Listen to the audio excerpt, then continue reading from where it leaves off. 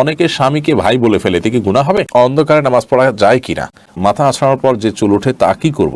কাঁচা পেঁয়াজ খাওয়া যাবে কিনা? জায়েজ নাকি মাকরুহ না হারাম? নামাজ পড়ার জন্য যদি জায়গা না থাকে সেক্ষেত্রে বিছানার উপর নামাজ পড়লে কি নামাজ হবে? গোস্তকে কি মাংস বলা যাবে? চিংড়ি মাছ খাওয়া হালাল নাকি হারাম? প্রস্রাব করে পানি নেয় না, তবে নামাজের সময় পরিষ্কার করে, বাকি সময় অপবিত্র থাকে, এবার ইসলাম কি বলে? সব মাছের ঠোঁট কেটে ফেলে না দিলে সেটা নাকি খাওয়া হারাম, এটা কি ঠিক নাকি নিছক কুসংস্কার? পশু বিসমিল্লাহ আল্লাহু আকবার বলে জবে করলে যদি গলা দুই ভাগ হয়ে যায় তাহলে কি খাওয়া জায়েজ হবে? গরম কোনো খাবার ফু দিয়ে খাওয়া কি জায়েজ নেই? কবরস্থানে খারাপ কোনো জিন বা পরী যে মানুষের ক্ষতি করে এই ধরনের কিছু থাকে? যদি থাকে তাহলে এদের থেকে হেফাজতের উপায় কি? এরপর আপনি প্রশ্ন লিখেছেন, দাঁড়িয়ে কি মেসওয়াক করা যাবে?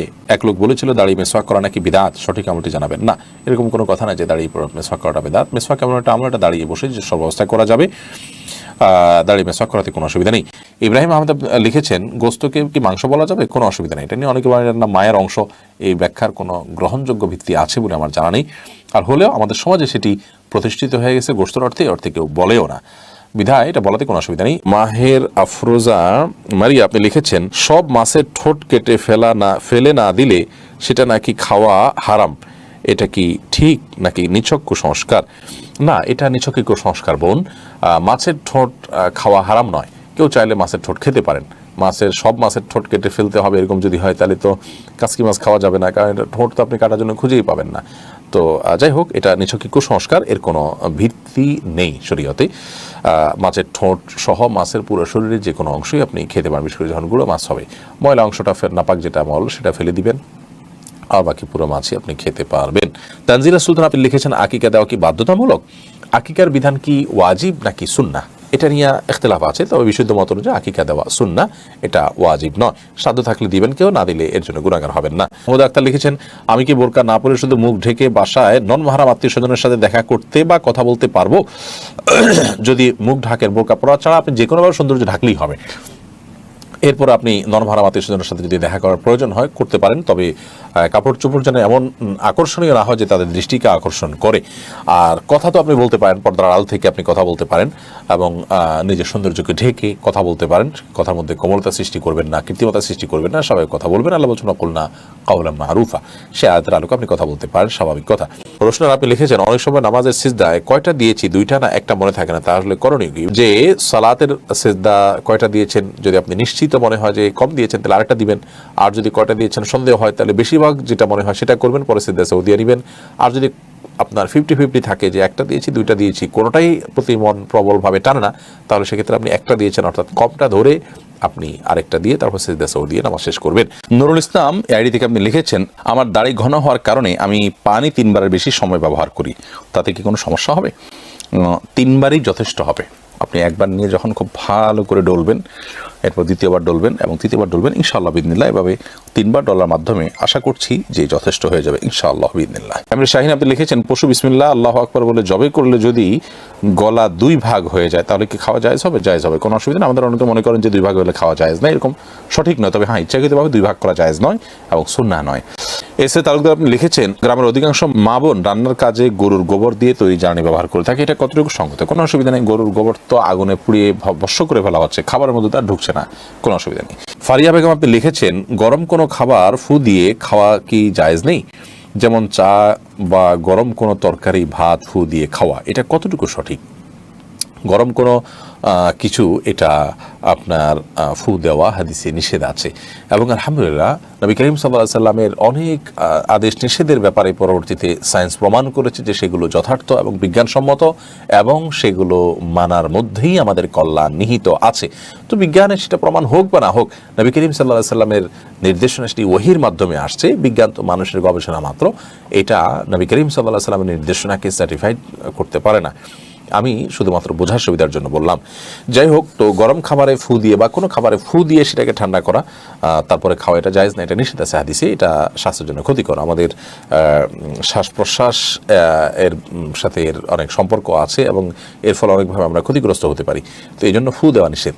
আমরা গরম করার জন্য কোনো কিছু দিয়ে বাতাস করতে পারি অথবা অপেক্ষা করতে পারি, তারপর আমরা খাবো। আর গরম খাওয়াও একবারে খুব বেশি গরম খাবার গ্রহণ করতে হাদিসে নিষেধাজ্ঞা আছে।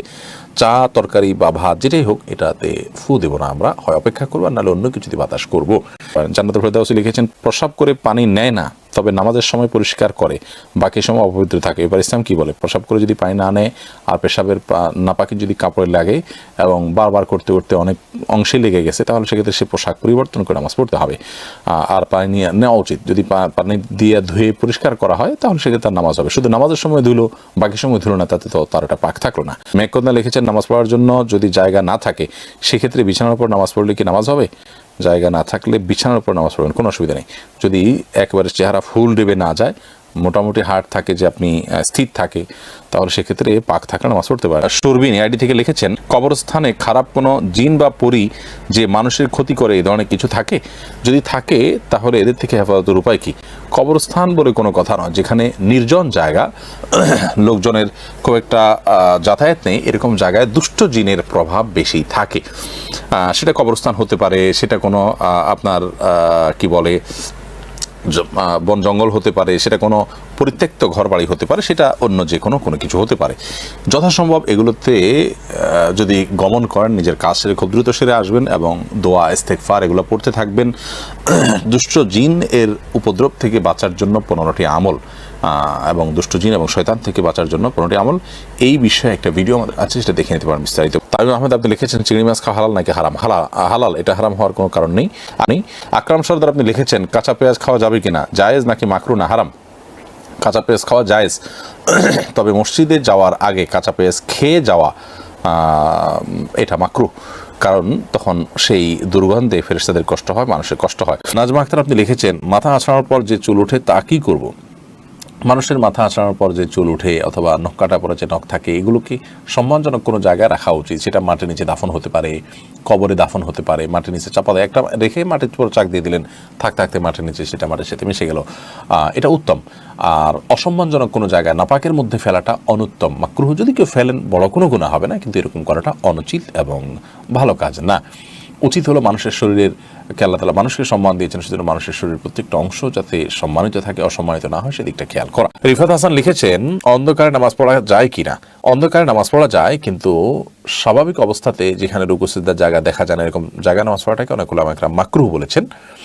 আপনি যদি আলো আধারের মধ্যে পড়েন আপনার মনোযোগ সৃষ্টি করার জন্য এবং রুকু সিজদার জায়গাগুলো দেখা যায়, তাহলে সেক্ষেত্রে কোনো অসুবিধা নেই। আহসানুল হক লিখেছেন, অনেকে স্বামীকে ভাই বলে ফেলে, এতে কি গুনাহ হবে? একটা হাদিস অনুযায়ী স্ত্রীকে বোন বা স্বামীকে ভাই বলা, এরকম কোন একটার ব্যাপারে নিষেধাজ্ঞা আছে, সে হাদিসটির আলোকে বোঝা যায় এটা কারণে সম্পর্ক হারাম হয়ে যাবে না, বা সম্পর্ক নষ্ট হয়ে যাবে না, বা তালাক হয়ে যাবে না, কিন্তু এটা অনুত্তম কাজ। প্রয়োজনে একে অন্যকে নাম ধরতে পারে, অমুকের বাপ বলতে পারে, এটা সবচেয়ে ভালো, অমুকের বাপ। সাহাবীরা এভাবে বলতেন, স্ত্রী তার সন্তানের নাম ধরে বলবেন অমুকের বাপ, স্বামী তার স্ত্রীকে অমুকের মা, এটা বলতে পারেন, অথবা নাম ধরে বলতে পারেন, কিন্তু ভাই বোন এটা বলা হাদিসের আলোকে অনুচিত কাজ।